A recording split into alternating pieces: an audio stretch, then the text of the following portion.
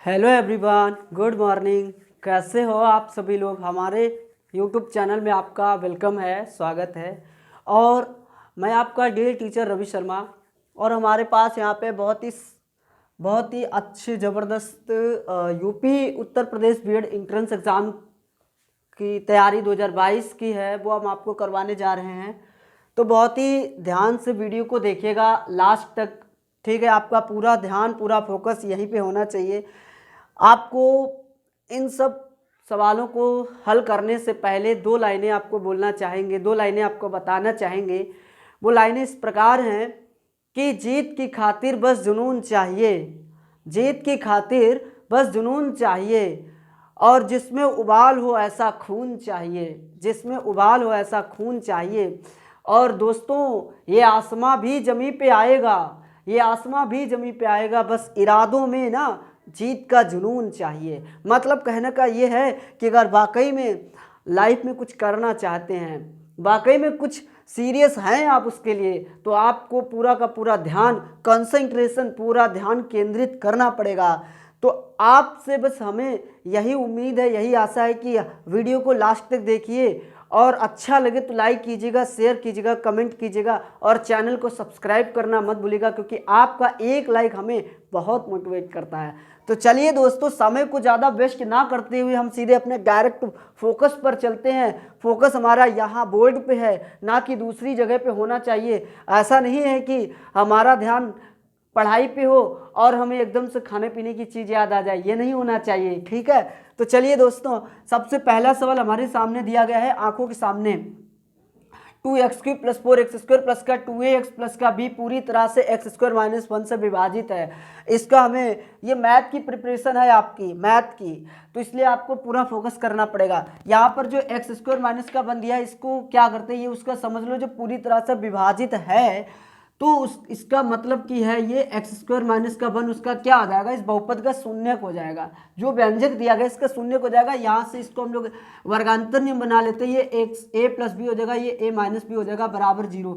यहाँ से x के दो मान आएंगे, एक तो प्लस माइनस का बन, एक तो बन आएगा। एक बार क्या करेंगे, इस बहुपद में रखेंगे हम, इसको मान लेते हैं p(x), माना p(x) बराबर, ये पूरा दिया गया, इसको 0 के बराबर कर दो, और ये वैल्यू यहाँ पर 2x³ + 4x² प्लस का 2ax प्लस का b बराबर 0। तो ठीक है, ध्यान से देखिए, पहले x बराबर क्या रखेंगे हम लोग, 1 रखेंगे, यानी x बराबर 1 पर।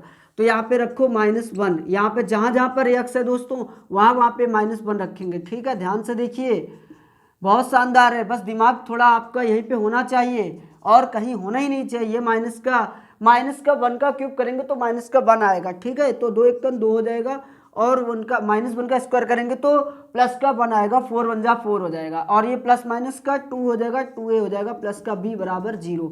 यहाँ पे 4 में से 2 को माइनस कर देंगे तो 2 बचेगा, ये 2 उधर चला जाएगा, तो -2a प्लस का b बराबर आ जाएगा -2।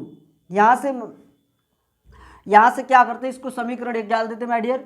अगली बार अगला स्टेप क्या करते हैं, आपकी से x और 1 रखने पर, तो चलो 1 रखते, जहाँ जहाँ पर -1 रखा था वहाँ पर 1 रखेंगे आपकी से, ठीक है माय डियर? ध्यान से देखिएगा, बहुत शानदार सवाल है। बस आपको बशर्ते आपको पूरा फोकस करना पड़ेगा यहाँ पे, तभी आप इसको समझ पाएंगे, अन्यथा नहीं समझ पाएंगे। हम पूरा कोशिश करेंगे आपको समझाने की। तो ये माय डियर यहाँ पे 1 से मल्टीप्लाई हो जाएगी, तो ये 2a प्लस का b बराबर में 4 2 6 उधर जाएगा, माइनस का समीकरण 2। यहाँ से एक काम करते हैं माय डियर, काम ये करते हैं कि दोनों समीकरण को जोड़ देते हैं। तो जोड़ने पर किसका मान आएगा माय डियर, दोनों को जोड़ने पर जो है b का मान आ जाएगा। किसका मान आएगा, b का। तो ये वाला कट हो जाएगा, ये 2b बराबर आएगा -8, यानी b बराबर आ जाएगा -4। पहला मान आ चुका है। समीकरण 1 में सीधे हम डायरेक्ट मान रखेंगे, यहाँ पे -2a प्लस का b बराबर -2 है, तो यानी कि -2a प्लस का b का मान -4 है, बराबर में -2, -2a बराबर -4, इधर प्लस का आ जाएगा -2, यानी 2a बराबर आ जाएगा 2, 2 × 1 = 2, यानी a बराबर कितना आ जाएगा माय डियर -1। अब आप ऑप्शन देखिए, आपका ऑप्शन किस में है, -1 और -4 किस ऑप्शन में? देखिए ध्यान से, a का मान है -1 और b का मान है -4। राइट आंसर यही हो जाएगा दोस्तों। उम्मीद है कि आपको ये सवाल पूरा समझ में आया होगा। देख लीजिए, फिर से एक बार चेक कर लीजिए। आपको सीधे सीधे यहाँ पे आपको यहाँ पे टिक करना पड़ेगा डायरेक्ट, तो इसलिए आपको ट्रिक इसमें तो फिलहाल ऐसी कोई ट्रिक नहीं जो आपको हम ऐसे बताएं, लेकिन हाँ इसमें जो है आपको थोड़ा ध्यान तो जरूर ही देना पड़ेगा, ठीक है। आप IQ लेवल आपको बढ़ाना पड़ेगा बहुत ही ज़्यादा। चलिए दोस्तों, अगले सवाल की ओर हम लोग अग्रसर होते हैं और बेहतरीन शानदार तरीके से हम सवालों को समझते हैं, ठीक है। कोशिश कीजिएगा कि आप सवालों को जो भी समझाते जाए आप नोटबुक निकाल लीजिए और उस पर नोट कर लीजिए। जो आपको समझ में ना, आप दोबारा वीडियो को देख सकते हैं, दोबारा देख सकते हैं आप, क्योंकि आपके पास ऑप्शन मिल जाएगा दोबारा देखने को। बाकी अगर आपको लाइन वाइज यानी कि कंटेंट अगर आपको चाहिए तो उसके लिए आपको हमारे यूट्यूब चैनल को सब्सक्राइब करना पड़ेगा, ताकि आपको जो भी आप वीडियो अपलोड हो सके वो आपके पास पहुंच सके, ठीक है। तो ध्यान से देखिए, अगला सवाल हमारे सामने दिया गया, इसको नोट कर लेते हैं। कहा है कि एक भवन के ऊपर लगे एक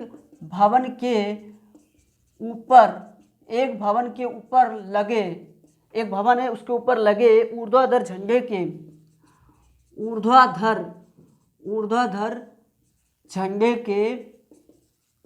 झंडे के शीर्ष एवं तल क्रमशः जो कोण दिए गए हैं वो ध्यान से देखिए कितने, शीर्ष एवं तल क्रमशः 45 तथा 30 अंश के कोण, 30 अंश के कोण जो हैं वो 45 मीटर की दूरी पर, 45 मीटर की 36 दूरी पर बनते हैं। किस दूरी पर? 36 दूरी पर। 36 का मतलब जानते हैं आप, बिल्कुल निचली जो दूरी होती है, बिल्कुल क्या बोले तो यक्ष अक्ष की दूरी एक तरीके से, तो 36 दूरी बनाते हैं। तो क्या पूछा गया? झंडे की ऊंचाई ज्ञात कीजिए। झंडे की ऊंचाई बराबर क्वेश्चन मार्क। 4 ऑप्शन दिए गए हैं माय डियर, 4 ऑप्शन। पहला ऑप्शन है 45 √1 + 1/√3।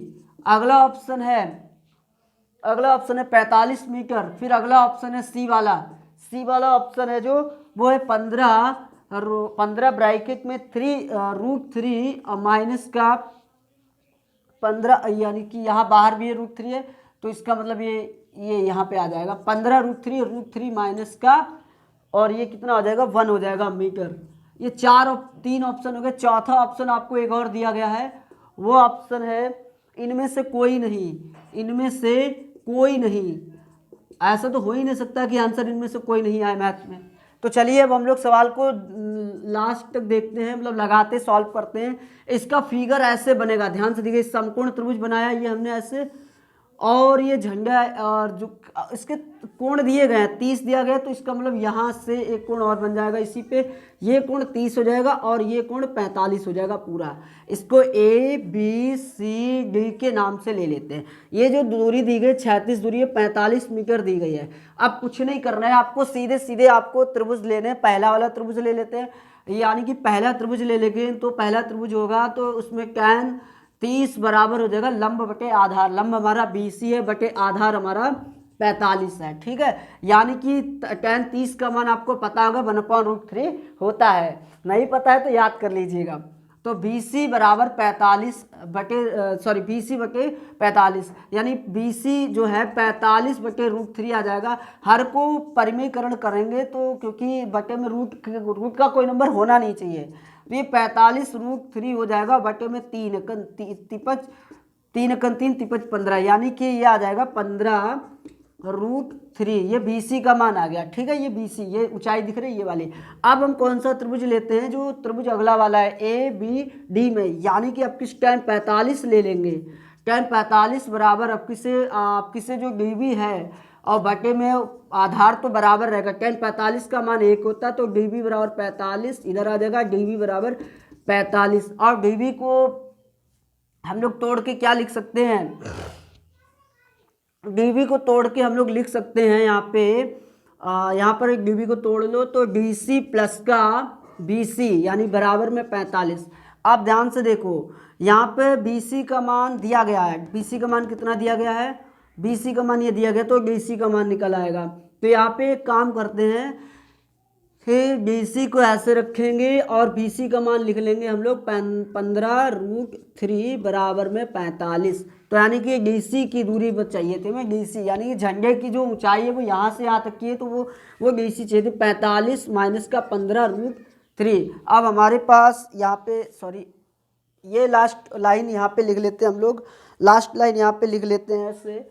तो ये आ जाएगा DC बराबर में 45 माइनस का 15√3 यानी DC बराबर, यहाँ से 15√3 कॉमन ले लो माय डियर, 15√3 कॉमन ले लेते हैं तो हमारा आंसर आ जाएगा। तो √3 माइनस का 1 बचेगा तो मीटर आ जाएगा। देखिएगा ये किस ऑप्शन में है, ये हमारे थर्ड ऑप्शन में, यानी ये आंसर सही हो जाएगा। ठीक है, और इससे ज़्यादा शॉर्ट में ये नहीं जा सकता, इसलिए हमने कोशिश करी कि पूरा शॉर्ट में ले जाने की, लेकिन इतना ही शॉर्ट रहेगा, इससे ज़्यादा शॉर्ट नहीं जा पाएगा। या तो मतलब इसके अलावा और कोई ऑप्शन नहीं कि इसको और ज़्यादा शॉर्ट किया जा सके। ठीक है, तो उम्मीद है कि ये सवाल भी आपको अच्छे से बेहतरीन तरीके से समझ में आया होगा। चलिए अब हम लोग दूसरे अगले सवाल पे अग्रसर होते हैं।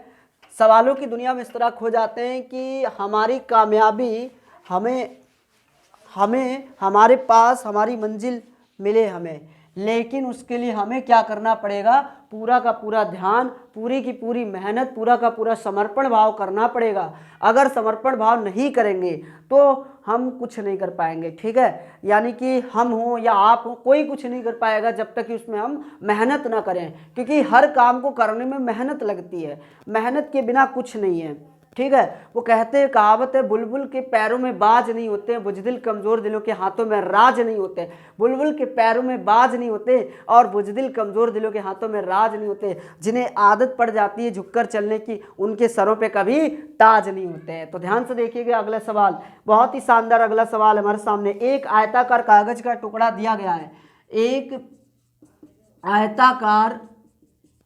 आयताकार कागज का जो टुकड़ा है उसकी लंबाई चौड़ाई दी गई है। कागज का टुकड़ा 44 सेंटीमीटर लंबा है और 10 सेंटीमीटर चौड़ा है। ठीक है, ध्यान से देखिएगा। ठीक, आगे देखिए, आगे का कहा है कि कागज को मोड़ा जाता है। जब इस कागज को मोड़ा जाता है, कागज को मोड़ने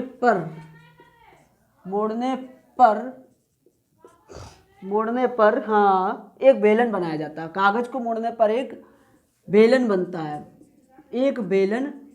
बनता है, तो जब बेलन बनता है तो जिसकी ऊंचाई दी गई है, जिसकी ऊंचाई जो है वो 10 सेंटीमीटर दी गई। माय डियर, कितनी दी गई? 10 सेंटीमीटर। तो पूछा गया है कागज की, अब बेलन का आयतन ज्ञात कीजिए, मतलब बेलन का आयतन। अब आपको फॉर्मूला तो याद ही होगा ना, बेलन का आयतन। और सच मानिए दोस्तों, मैथ के सवाल और मैथ के टीचर, मैथ के स्टूडेंट बहुत ही ज़बरदस्त होते हैं, बहुत ही मतलब सन के दिमाग के होते हैं। वो जब तक एक बार अपने सवाल का आंसर निकाल नहीं लेते हैं तब तक उसको छोड़ते नहीं हैं किसी भी हालत में। तो इसमें ऑप्शन दिए गए हैं, तो इसलिए कह रहे हैं कि थोड़ा मतलब मैथ के लिए आप सनक जाइए बिल्कुल, कि मतलब आपको मैथ के लिए बिल्कुल पूरा का पूरा कंसंट्रेशन यहीं पे होना चाहिए। ऐसा नहीं है कि आपका ध्यान कहीं इधर उधर भटक रहा हो, यानी कि कहीं गोलगप्पे वाली दुकान पर जा रहा हो या मिठाई वाली रसगुल्ले मार लाल टपक रही हो आपकी, तो ऐसा नहीं होना चाहिए। मतलब वो होना चाहिए, लेकिन जब वहाँ पे हो तो अच्छी बात है ना, तो आपका ध्यान पूरा यहीं पे होना चाहिए। ठीक है, तो इसमें ऑप्शन दिए गए 4400 सेंटीमीटर स्क्वायर, पहला ऑप्शन दिया गया है। दूसरा ऑप्शन दिया 1440 सेंटीमीटर स्क्वायर। तीसरा ऑप्शन दिया गया है, सॉरी क्यूब लगेगा क्योंकि आयतन है, आयतन का मात्रा क्यूब में होता है तो इसलिए। और तीसरा ऑप्शन दिया गया है 1540 सेंटीमीटर क्यूब। लास्ट ऑप्शन दिया गया है 144 सेंटीमीटर क्यूब। अब हम लोग चलते हैं, अब ध्यान से देखते हैं, बात को समझ लेते हैं कि ये जो कागज का टुकड़ा दिया गया है, इसमें जो कागज के मोड़ने पर एक बेलन बनाया जाता है। कोई कागज है, मान लेते इसका फिगर ऐसा है, ये कागज जो है इसको मतलब फोल्ड किया जाता है, इसको बिल्कुल फोल्ड किया जाता है ऐसे करके, ऐसे जब फोल्ड किया जाएगा कागज को तो मतलब इसका रूप बदल जाएगा। क्या बदल जाएगा? रूप बदल जाएगा। तो जो उसकी जो क्या नाम, ये जो कागज का जो लंबाई है ना, वो उसकी परिधि में बदल जाएगी, परिधि में।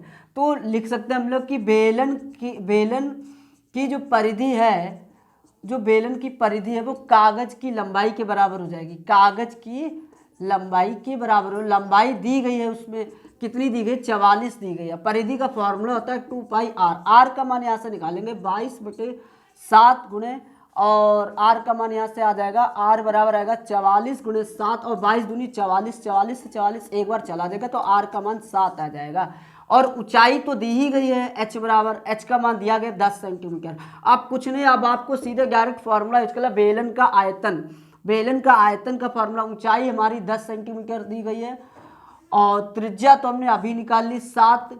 ठीक है, आप ध्यान से देखिए, बेलन का आयतन का फॉर्मूला होता है पाई r² एच। ठीक है, यानी कि पाई का मान 22/7, आर का मान कितना 7 का स्क्वायर, एच का मान 10, यानी कि इसको ज़्यादा नहीं टाइम वेस्ट होगा, ये 22/7 7 7 49 × 10, यानी 7 × 7 7 7 49, यानी 22 7 154 होता है और एक जीरो बढ़ जाएगा। ये हमारा राइट आंसर आ जाएगा 1540। जिस ऑप्शन में आ रहा है उसी ऑप्शन पे टिक लगा देंगे, बस हमारा ये आंसर आ जाएगा। बशर्ते आपको पेपर में बस थोड़ा सा टाइम मिल जाए, आपको बस खाली फॉर्मूला याद होना चाहिए, ये फॉर्मूला याद होना चाहिए, और आपको ये तरीका पता होना चाहिए कि बेलन की जो परिधि है वो कागज़ की लंबाई के बराबर हो जाएगी जब उसको कागज़ को मोड़ेंगे। ये तरीके पता होने चाहिए, ट्रिक पता होनी चाहिए, तो आपके लिए सवाल बहुत ही ईजी हो जाएगा। अगला सवाल देखिए ध्यान से, अगले सवाल की ओर अग्रसर होते हैं। उस सवाल के अग्रसर होने से पहले एक हम लाइन, 2 लाइनें वो आपके लिए बोलना चाहते हैं। हम हर सवाल के बाद में आपको लाइनें ज़रूर सुनाएंगे। वो लाइन इस प्रकार हैं कि काम करो ऐसा कि पहचान बन जाए, काम करो ऐसा कि पहचान बन जाए, कदम रखो ऐसा कि निशान बन जाए। ज़िंदगी तो सभी जी लेते हैं दोस्तों, ज़िंदगी जियो ऐसी कि बेमिसाल बन जाए। तो चलिए दोस्तों अगले सवाल की ओर अग्रसर होते हैं। सवाल हमारा इस कदर है वो, क्योंकि हम तो सवालों की दुनिया में बहे जा रहे हैं, तो दिल थाम के देखिए, और समय लम्हा वो आ चुका है। अगले सवाल का इंतज़ार जिस तरह से हम लोग कर रहे हैं, वो सवाल हमारे सामने है, वो सवाल हमारे सामने है, आंखों के सामने। जा बशर्ते आपको पूरा ध्यान देना पड़ेगा। कहा है कि एक घनाकार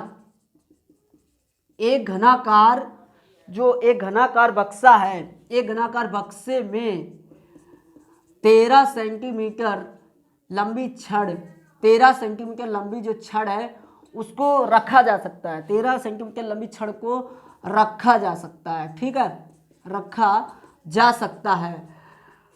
आगे देखिए, फिर उसके बाद में कहा यदि बॉक्स के सभी कोरों की लंबाई, यदि बॉक्स के सभी जो कोरों की लंबाई है, सभी कोरों की लंबाई है दोस्तों, वो मतलब कि घन की लंबाई का जो योग है, लंबाई का योग है वो 76 सेंटीमीटर दिया गया है। ठीक है, 76 सेंटीमीटर है।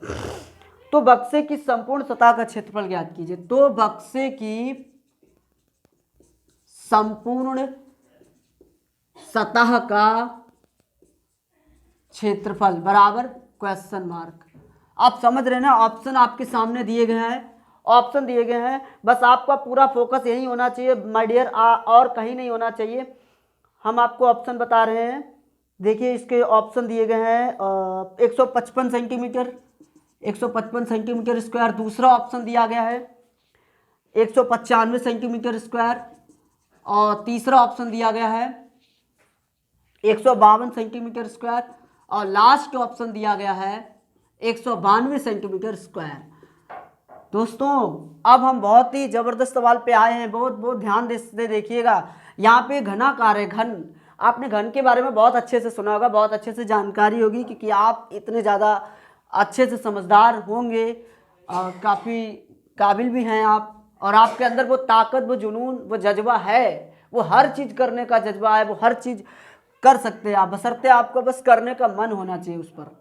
तो सबसे पहले क्या लिखेंगे कि जो बक्से में जो लंबाई है, जो छड़, ये जो छड़ की लंबाई वो 13 सेंटीमीटर। वो छड़ मतलब एक जो बक्सा बनाते हैं हम लोग, ऐसे संदूक बनाते हैं इस टाइप से, तो वो संदूक जब बनाएंगे तो वो बिल्कुल इस तरह से तो बनाएंगे, तो इसमें जो छड़ होगी वो बिल्कुल उसके ऐसे रखी जाएगी, वो 13 सेंटीमीटर की हो जाएगी। ठीक है, 13 सेंटीमीटर की, यानी कि अब हम कह सकते हैं जो घन का विकर्ण होता है, घन का विकर्ण वो कितना होता है, घन का विकर्ण का मान दिया गया है 13 सेंटीमीटर, और विकर्ण घन का विकर्ण मतलब छड़ है जो वो दिया गया है अंडर रूट ए स्क्वायर प्लस का बी स्क्वायर प्लस का सी स्क्वायर, तीनों भुजाओं की वर्गों का वर्गमूल होता है, ठीक है। और इसका वर्ग कर देंगे तो वर्ग कर देंगे A square plus B square plus C square बराबर 13 का स्क्वायर 169 आ जाएगा, समीकरण 1 डाल दो।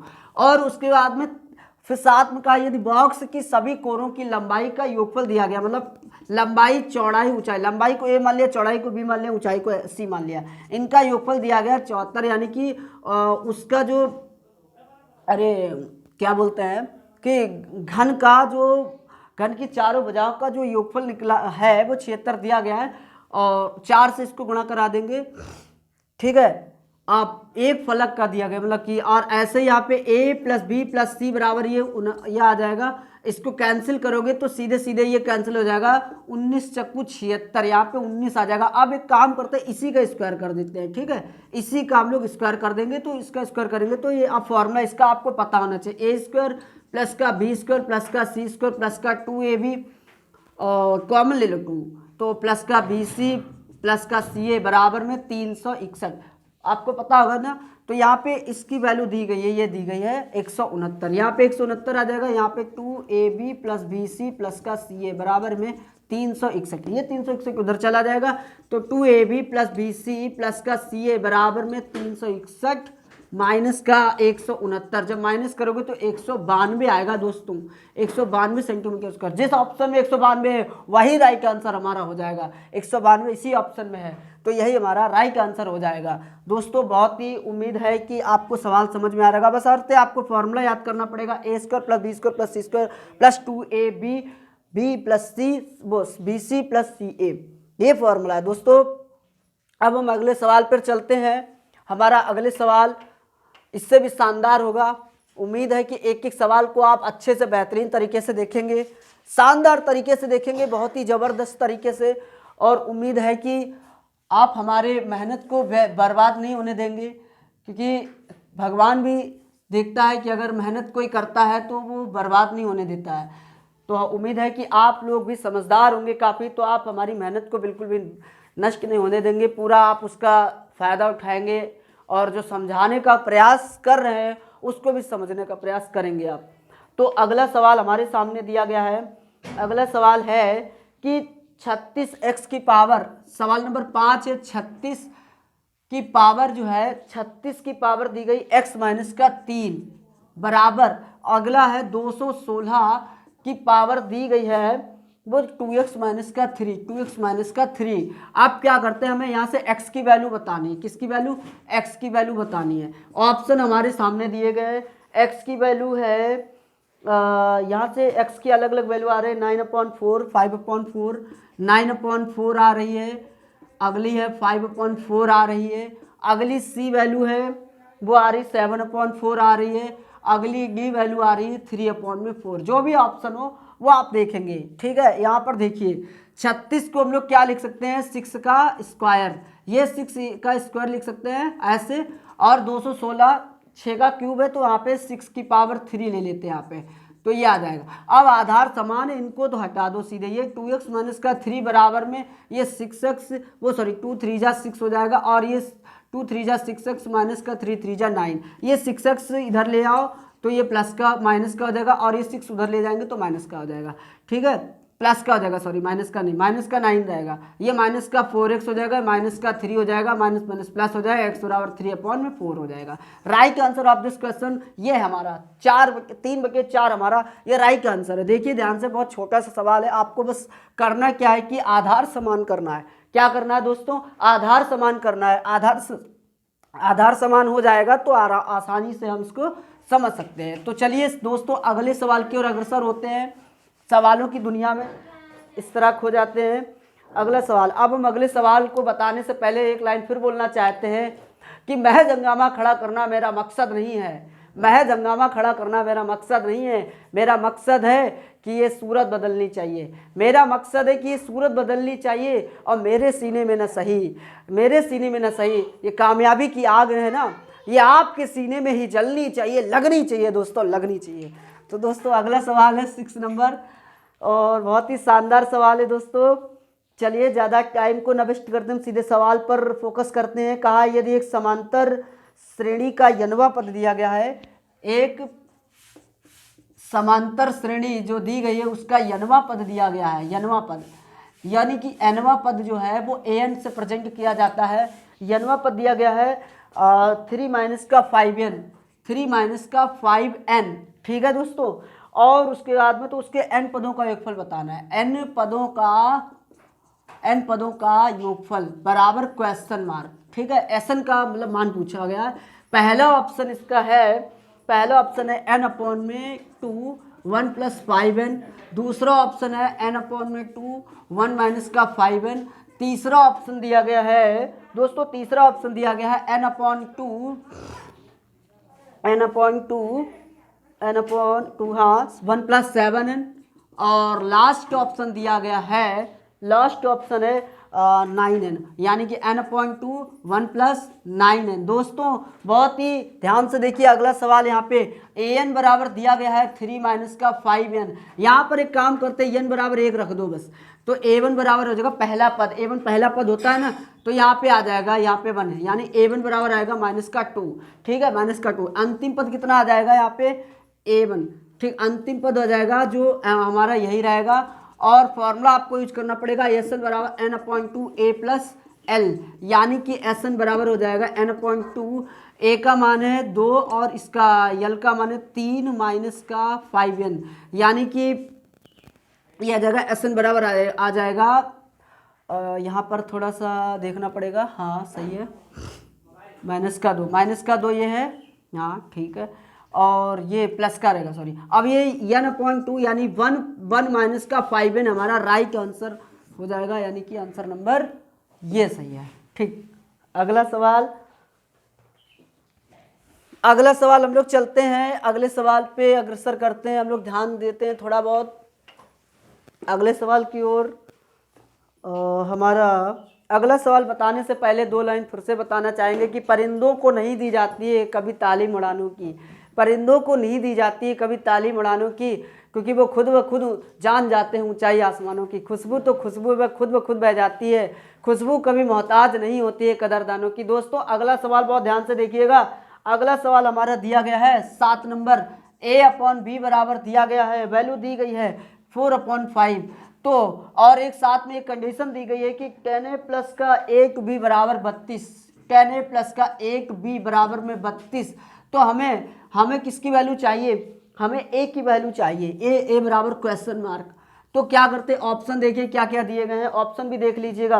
ऑप्शन है 9/5 दिया है, ऑप्शन अगला दिया गया है 5/8 है, और सी ऑप्शन दिया गया है 8/5 है, और डी ऑप्शन दिया गया है 3/5। अब देखते हैं कौन सा आंसर सही होगा।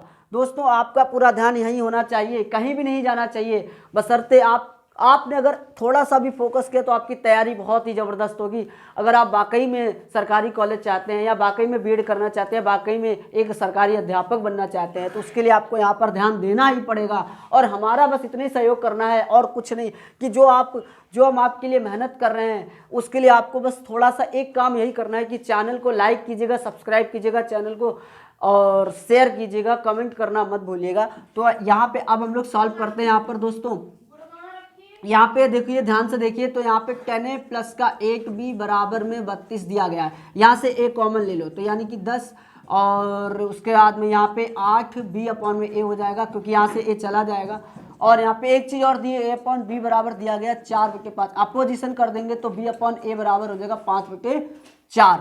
तो यहाँ पे ध्यान से देखिए, तो 10 प्लस 8 गुणे b अपॉन a का मान ये दिएगा 5/4।